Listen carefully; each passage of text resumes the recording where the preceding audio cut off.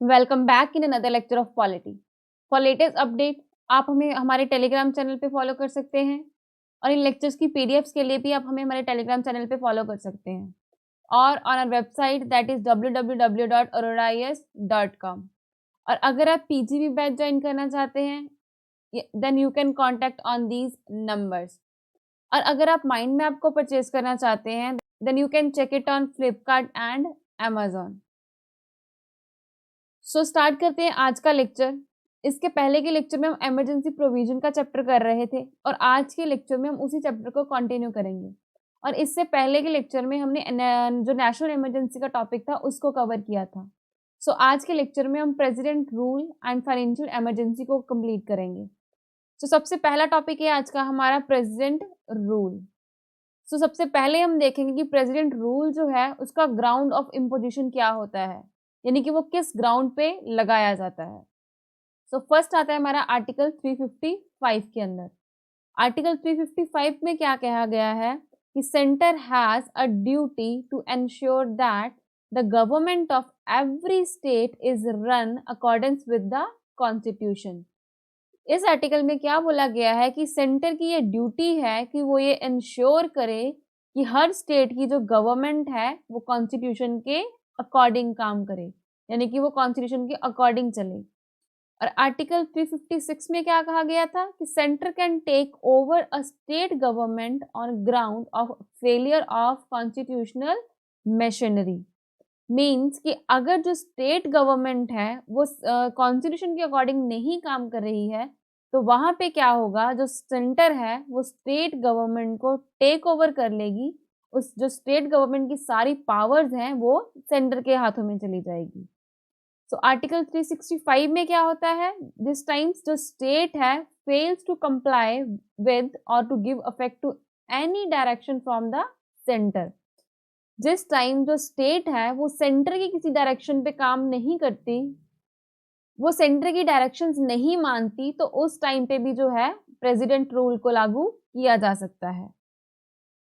सो next हम देखेंगे कि पार्लियामेंट्री अप्रूवल एंड ड्यूरेशन, यानी कि प्रेसिडेंट रूल को पार्लियामेंट्री अप्रूवल कैसे मिलेगा और कितने साल के लिए या फिर कितने टाइम के लिए जो प्रेसिडेंट रूल है वो लगता है।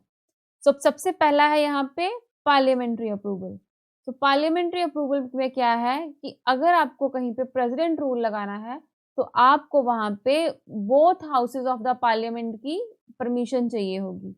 और कितने टाइम में, विद इन द 2 मंथ, यानी कि 2 मंथ में आपको दोनों हाउसेस यानी कि राज्यसभा एंड लोकसभा से परमिशन चाहिए होगी, आपको वहां से उसको अप्रूव करवाना होगा। मान लीजिए कि लोकसभा जो है वो प्रोक्लामेशन के टाइम पे डिसॉल्व हो जाए तो उस टाइम पे क्या होगा, जिस टाइम पे एक नई लोकसभा बनेगी तो उसके बनने के 1 मंथ के बाद ही उस लोकसभा को उस प्रोक्लामेशन को अप्रूव करना होगा। बट ये कंडीशन कब अप्लाई होगी, जब राज्यसभा जो है उसको ऑलरेडी ही अप्रूव्ड कर चुकी हो।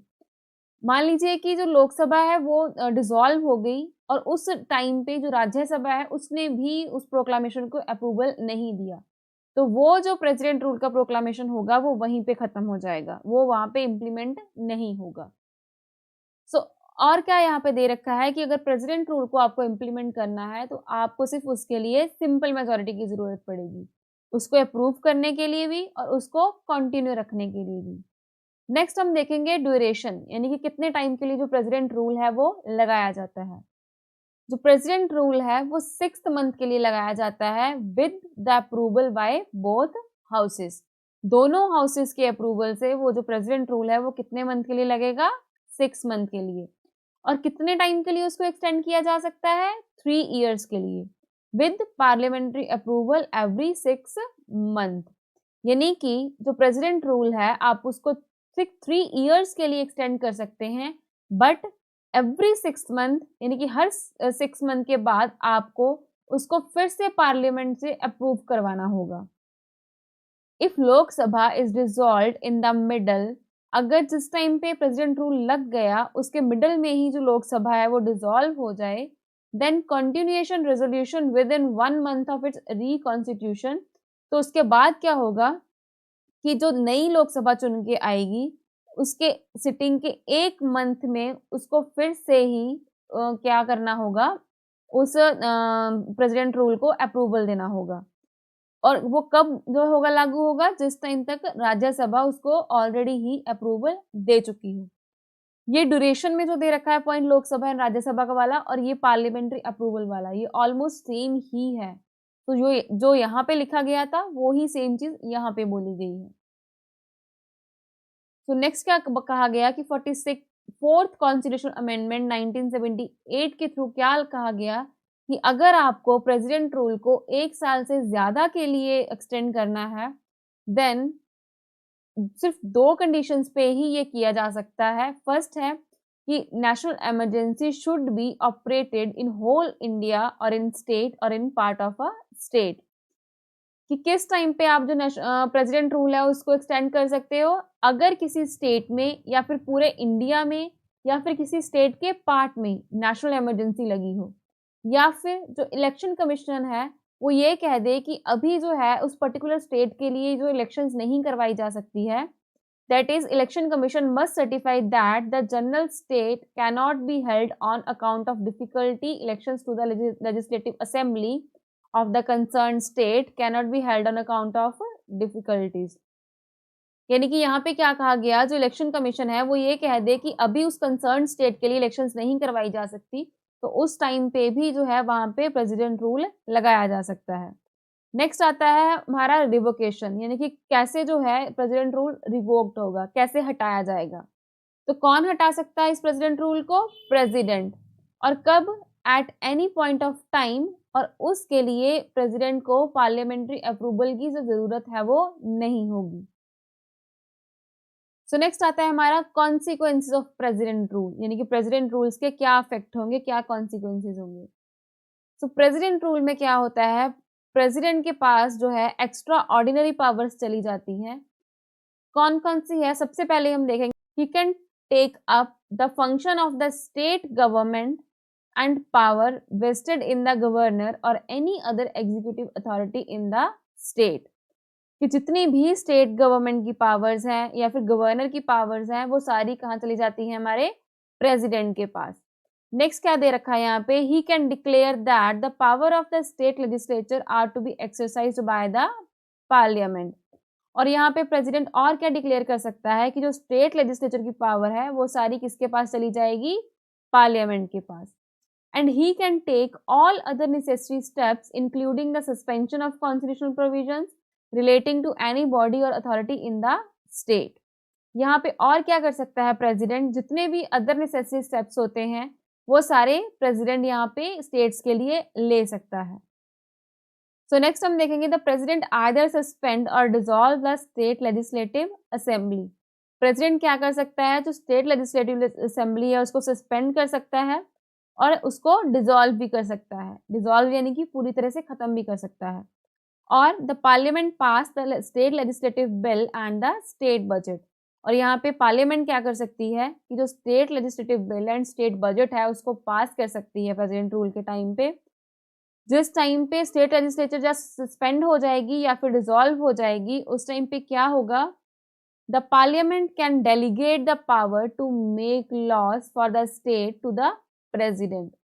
तो वहां पे जो पार्लियामेंट है वो सारी पावर स्टेट के लॉज बनाने की प्रेसिडेंट को दे देगी या फिर किसी अदर अथॉरिटी को दे देगी। और पार्लियामेंट, द प्रेसिडेंट और any other specified authority can make laws. और उसके बाद क्या होगा, जो पार्लियामेंट है या फिर प्रेसिडेंट या फिर कोई भी अदर अथॉरिटी जिसको पार्लियामेंट ने वो पावर दी थी लॉज बनाने की, तो वो वहां पे जो स्टेट है उसके लिए लॉज बनाएगी। नेक्स्ट क्या कहा गया यहाँ पे कि the president can authorise when the Lok Sabha is not in session expenditure from state consolidated fund pending it sanction by the Parliament. तो यहाँ पे क्या होगा, जिस टाइम पे लोकसभा जो है वो अपने सेशन में नहीं होगी तो वहां पे जो प्रेसिडेंट है वो ऑथराइज कर सकता है, और जो स्टेट कंसोलिडेटेड फंड है उस पे जो खर्चा वगैरह है वो भी सारा जो है पार्लियामेंट देख सकती है। प्रेसिडेंट और क्या कर सकता है, जिस टाइम पे पार्लियामेंट सेशन में नहीं होगी तो प्रेसिडेंट जो है वो ऑर्डिनेंस प्रोमलगेट कर सकता है for the governance of a state, यानी कि स्टेट की गवर्नेंस के लिए स्टेट कैसे काम करेगी तो उसके लिए प्रेसिडेंट जो है वो ऑर्डिनेंस प्रमलगेट कर सकता है। A law made by the parliament or president or other specified authority continue to be operative even after the president rule। यानी कि जब प्रेसिडेंट रूल हट भी जाएगा उसके बाद भी जो लॉज पार्लियामेंट, प्रेसिडेंट या फिर किसी अदर अथॉरिटी के द्वारा बनाए गए होंगे, जिसको पार्लियामेंट ने वो पावर दी होगी लॉज बनाने की, वो प्रेसिडेंट रूल के बाद भी जो है वो कंटिन्यू रहेंगे, यानी कि वो ऑपरेटिव रहेंगे, वो इनऑपरेटिव नहीं होंगे। सो नेक्स्ट हम देखते हैं स्कोप ऑफ जुडिशियल रिव्यू, यानी कि क्या प्रेसिडेंट रूल को जुडिशियल रिव्यू के लिए लाया जा सकता है या फिर नहीं। सो 38th अमेंडमेंट एक्ट ऑफ 1975 में क्या कहा गया? It made the satisfaction of president in invoking article 356 final. तो इसमें क्या कहा गया कि जो प्रेसिडेंट रूल है वो आर्टिकल 356 में फाइनल होगा, उसको आप कोर्ट में चैलेंज नहीं कर सकते हो किसी भी ग्राउंड पे। बट आर्टिकल 44 में 1978 में क्या बोला गया कि जो सेटिस्फेक्शन ऑफ प्रेसिडेंट है वो जुडिशियल रिव्यू से बाहर नहीं है, कि यहाँ पे जो सुप्रीम कोर्ट है वो ये चेक कर सकती है कि जो प्रेसिडेंट रूल लगाया गया है वो सही है या फिर नहीं। So in the following proposition has been laid down by the Supreme Court on imposition of President rule in a state under Article 356। तो क्या कहा गया यहाँ पे सुप्रीम कोर्ट के द्वारा कि जो प्रेसिडेंशियल प्रोक्लामेशन है वो सब्जेक्ट टू जुडिशियल रिव्यू है, यानी कि प्रेसिडेंट रूल जो है वो जुडिशियल रिव्यू के लिए भेजा जा सकता है। And the satisfaction of the president has to be based on relevant material, यानी कि अगर सेंटर को कहीं पे प्रेसिडेंट रूल लगाना है तो वो किसी रेलेवेंट मटेरियल पे लगना चाहिए, इररेलेवेंट मटेरियल पे नहीं होना चाहिए। यानी कि उस चीज़ के लिए कोई ठोस कारण होना चाहिए जिस बेसिस पे जो प्रेसिडेंट रूल है वो स्टेट में लगाया जा रहा है। And centre has to prove that the relevant material exist to justify imposition of president rule. और सेंटर को यहाँ पे ये प्रूव करना होगा कि जो वो तर्क दे रहे हैं प्रेसिडेंट रूल लगाने के लिए वो relevant है। And the court can see only if material is relevant to the action, cannot see if it is correct or adequate। और यहाँ पे कोर्ट का काम सिर्फ ये है कि वो ये चेक करेगी कि जिस बेसिस पे प्रेसिडेंट रूल लगाया जा रहा है वो रेलेवेंट है या फिर नहीं। तो उसका जो बैकग्राउंड है यानी कि उसकी करेक्टनेस को या फिर एडुकेट को, ये काम जो है वो कोर्ट का नहीं है। यानी कि यहाँ पे जो कोर्ट है वो उसका बैकग्राउंड नहीं देखेगी, सिर्फ उसकी प्रेजेंट को देखेगी कि वो रेलेवेंट था या फिर नहीं था। तो नेक्स्ट क्या कहा गया है यहाँ पे कि if the court hold that presidential proclamation was unconstitutional, अगर कोर्ट यहाँ पे ये कह दे कि जो आपने प्रेसिडेंट रूल लगाने के लिए प्रोक्लामेशन लाए हो वो अनकॉन्स्टिट्यूशनल है और इनवैलिड है, तो वहाँ पे जो स्टेट गवर्नमेंट डिसमिस की गई थी वो फिर से रिस्टोर हो जाएगी और जो स्टेट लेजिस्लेटिव असेंबली थी उसको भी फिर से रिवाइव कर दिया जाएगा। And state legislative assembly can be dissolved only after the parliament has approved the presidential proclamation. Until then the president can only suspend the assembly. मतलब जो स्टेट लेजिस्लेटिव असेंबली है वो सिर्फ तब ही डिसॉल्व होगी जिस टाइम पे जो पार्लियामेंट है वो प्रेसिडेंशियल प्रोक्लामेशन को अप्रूवल दे देगी। उसके बाद ही जो स्टेट लेजिस्लेटिव असेंबली है वो पूरी तरह से खत्म होगी। तो उससे पहले जो प्रेसिडेंट है वो सिर्फ उसको सस्पेंड कर सकता है, यानी कि उसको हटा नहीं सकता पूरी तरह से वहां से। और जो सेक्युलरिज्म है वो बेसिक फीचर है कॉन्स्टिट्यूशन का। If a state government is pursuing anti secular policy it can be put under president rule, कि अगर कोई स्टेट जो है वो एंटी सेक्युलर पॉलिसी कर रही है, सेक्युलरिज्म को अफेक्ट कर रही है, तो वहां पे जो है वो स्टेट पे प्रेसिडेंट रूल लगा दिया जाएगा। नेक्स्ट क्या कहा गया है यहाँ पे कि जो पावर है अंडर आर्टिकल 356 वो एक्सेप्शनल पावर है। मतलब जो आर्टिकल 356 है उसको ओकेजनली यूज करना चाहिए, जिस टाइम पे उसकी बहुत ज़्यादा ज़रूरत हो कि इसके बिना काम चल ही नहीं सकता, उस टाइम पे जाके ही जो प्रेसिडेंट रूल है वो लगाना चाहिए। सो नेक्स्ट आता है हमारा case of proper and improper use. तो इसका क्या मतलब है यहाँ पे? तो सुप्रीम कोर्ट ने एसआर बम्बई केस में एक लिस्ट दी सिचुएशंस की कि कौन कौन सी सिचुएशन है जिनको आर्टिकल 356 का यूज करके प्रॉपर एंड इम्प्रॉपर बोला गया based on the report of Sarkaria commission और सेंटर स्टेट रिलेशन इन 1980 8। सो मतलब आर्टिकल 356 में आप कौन कौन सी सिचुएशंस पे जो है प्रेसिडेंट रूल लगा सकते हो, कौन सी प्रॉपर है, किन पे लग सकता है और कौन सी इम्प्रॉपर है, यानी कि वहां पे लग नहीं सकता था बट आप जबरदस्ती उसको लगा रहे हो वहां पे। तो सबसे पहले हम देखेंगे प्रॉपर यूज। प्रॉपर में क्या बोला गया है, if there is a hung assembly, यानी कि अगर वहां पे हंग असेंबली का केस हो जाता है। हंग असेंबली की मतलब कि कोई भी जो पार्टी है वो मेजोरिटी में नहीं आती है स्टेट इलेक्शंस के बाद, और party which have the majority, अगर कोई पार्टी वहां पे मेजोरिटी में थी भी, वो गवर्नमेंट बनाने से मना कर देती है। And the government cannot find a कोalition ministry commanding power, और गवर्नमेंट को जो गवर्नर को जो cannot find कोalition ministry commanding power, यानी कि गवर्नर को और कोई जो है कोalition मिनिस्ट्री नहीं मिलती है, वहां पे कोई और गवर्नमेंट उसको नहीं मिलती है बनाने के लिए मेजोरिटी में party. And the constitutional direction by the centre is disregarded by the state, और जो सेंटर डायरेक्शंस दे रहा था कॉन्स्टिट्यूशनल स्टेट को, तो वो वहां पे स्टेट जो मानने से मना कर देती है, तब भी वहां पे जो है प्रेसिडेंट रूल लगाया जा सकता है। If the state government deliberately act against the constitution, अगर जो स्टेट है वो कॉन्स्टिट्यूशन के अगेंस्ट काम करती है, तो वहां पे भी जो प्रेसिडेंट रूल लगाया जा सकता है। अगर कहीं पे फिजिकल ब्रेकडाउन हो जाता है, जैसे गवर्नमेंट जो है विलफुली रिफ्यूज कर देती है to discharge its constitutional obligation, यानी कि कहीं पे जो गवर्नमेंट है वो अपनी मर्जी से खुद से पता होने के बावजूद भी जो है वो कॉन्स्टिट्यूशनल ऑब्लिगेशंस को मना कर देती है डिस्चार्ज करने से। सो नेक्स्ट हम देखेंगे इम्प्रॉपर, यानी कि कौन कौन सी सिचुएशंस में जरूरत नहीं होती है प्रेसिडेंट रूल को लगाने की, बट वहां पे फोर्सफुली लगा दिया जाता है। फर्स्ट है कि मिनिस्ट्री डिजाइन और it's dismiss on losing majority support, and the governor recommend president rule without probing the possibility of alternative ministry, कि अगर कोई गवर्नमेंट जो मिनिस्ट्री जो है वो रिजाइन कर देती है या फिर उसकी मेजोरिटी चली जाती है, तो वहां पे जो गवर्नर है बिना जांच किए, बिना ये रिकमेंड किए किसी ऑल्टरनेटिव मिनिस्ट्री को कि आप यहाँ पे मेजोरिटी में आके गवर्नमेंट बना लीजिए, बिना डायरेक्टली वो क्या करता है वहां पे प्रेसिडेंट रूल लगा देता है, तो वो यहाँ पे क्या होगा, गलत होगा। नेक्स्ट क्या है कि governor recommend president rule without allowing the ministry to approve its majority in the assembly, और गवर्नर जो है बिना जो मिनिस्ट्रीज को मेजोरिटी अलाउ किए वहां पे प्रेसिडेंट रूल लगा दे, कि वो ये देखे ही ना कि कोई और जो मिनिस्ट्री है वो मेजोरिटी में आके गवर्नमेंट बना सकती है, तो उसके बिना ही वो क्या करे, वहां पे प्रेसिडेंट रूल लगा दे, तो वो भी कहाँ पे आएगा, इम्प्रॉपर में।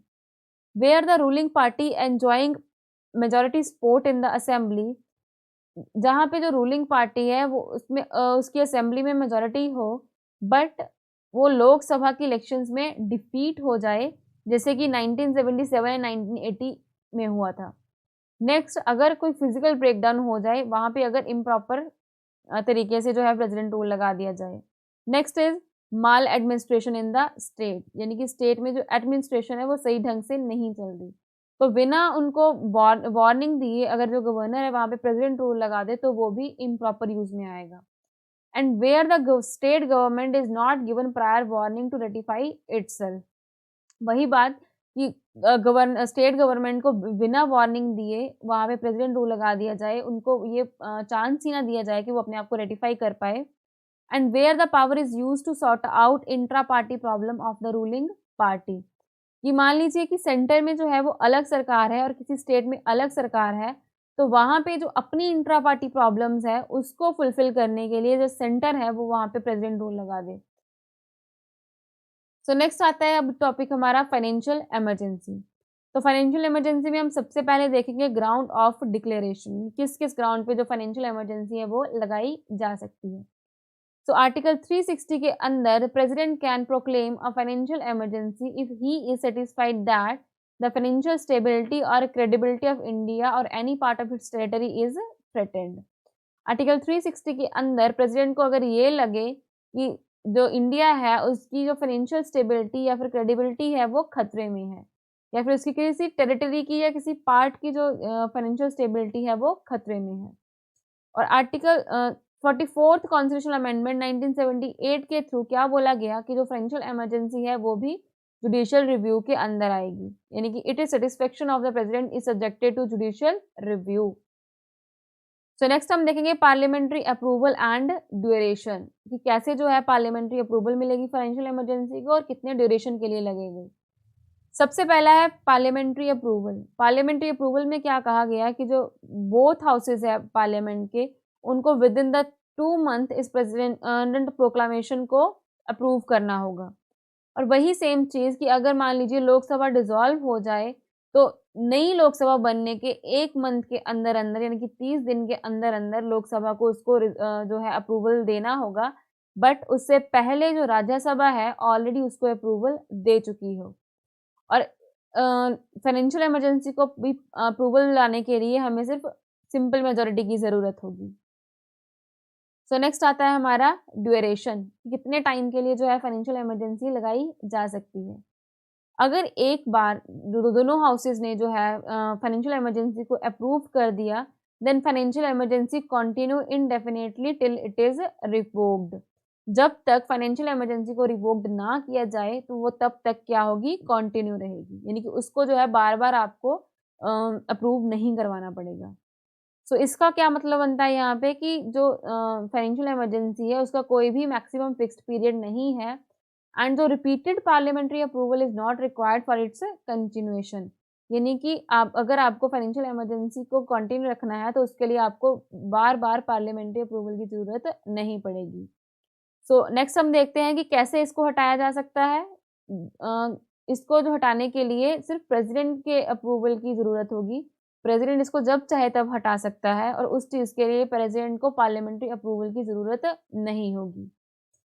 सो नेक्स्ट देखते हैं कि फाइनेंशियल इमरजेंसी के कौन-कौन से इफेक्ट्स होंगे।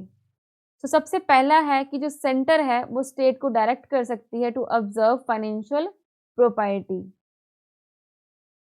सो नेक्स्ट क्या कर सकती है यहाँ पे, directions by the parliament can include, parliament कौन-कौन सी डायरेक्शंस दे सकती है स्टेट्स को, for reduction of salaries and allowances of person serving in the state, यानी कि जो पर्सन स्टेट के अंदर काम कर रहे हैं उनकी सैलरी से रिडक्ट करने के लिए, उनके अलाउंसेस को रिडक्ट करने के लिए, और जो मनी बिल्स हैं एंड फाइनेंशियल बिल्स हैं उनको रिजर्व कर सकते हैं for the consideration of president after they are passed by the states, यानी कि स्टेट के पास करने के बाद उनको जो पार्लियामेंट है वो रिजर्व कर सकती है। And the president can direct the reduction of salaries allowances of person serving the union, the जजेस of supreme court and high court. President क्या कह सकता है यहाँ पे कि जो जजेस है high court and supreme court के, उनकी सैलरीज को रिडक्ट करने के लिए बोल सकता है, उनके अलाउंसेस को रिडक्ट करने के लिए बोल सकता है। और जहाँ पे जो सेंटर है उसका पूरी तरह से कंट्रोल आ जाता है स्टेट के फाइनेंशियल मैटर्स पे। और अब तक इंडिया में जो फाइनेंशियल इमरजेंसी है कभी भी नहीं लगाई गई। सो नेक्स्ट आता है हमारा criticism of emergency provisions. So constitutional assembly में काफ़ी सारे जो मेंबर्स थे उनके द्वारा इन इमरजेंसी प्रोविजंस का क्रिटिसिज्म किया गया कि आप जो है इमरजेंसी प्रोविजंस को क्यों ऐड कर रहे हो यहाँ पे। सबसे पहला उन्होंने क्या बोला कि जो इमरजेंसी प्रोविजंस है दे destroy the federal structure of the constitution, because emergency provision के टाइम पे क्या होता है कि जो सारी पावर है वो सेंटर के हाथों में चली जाती है, स्टेट के पास नहीं रहती है। तो वहाँ पे क्या होता है, जो फेडरल स्ट्रक्चर है कॉन्स्टिट्यूशन का वो डिस्ट्रॉय होता है, क्योंकि पूरी तरह से जो है वहाँ पे यूनिटरी फीचर आ जाता है। सो नेक्स्ट क्या बोला गया कि power of the states are concerned with the union executive, कि जो स्टेट्स की पावर है वो सारी यूनियन के पास चली जाती है। और यहाँ पे जो प्रेसिडेंट है वो एज अ डिक्टेटर काम करना स्टार्ट कर देता है, कि प्रेसिडेंट के पास सारी पावर चली जाती है, वो जो चाहे जब चाहे कुछ भी स्टेट्स में जो है वो करवा सकता है। और जो फाइनेंशियल ऑटोनॉमी है स्टेट्स की उसको नेगेट किया जाता है, यानी कि उसको इग्नोर किया जाता है यहाँ पे। और जो फंडामेंटल राइट्स हैं वो भी अपना जो यहाँ पे मतलब खो देते हैं। इमरजेंसी के टाइम पे जो फंडामेंटल राइट्स है उनको तवज्जो नहीं दी जाती। और जो डेमोक्रेटिक फाउंडेशन है कॉन्स्टिट्यूशन की वो भी यहाँ पे डिस्ट्रॉय हो जाती है। सो यहाँ पे हमारा आज का लेक्चर कंप्लीट होता है। इसी के साथ हमारा इमरजेंसी प्रोविजन का चैप्टर भी कंप्लीट होता है।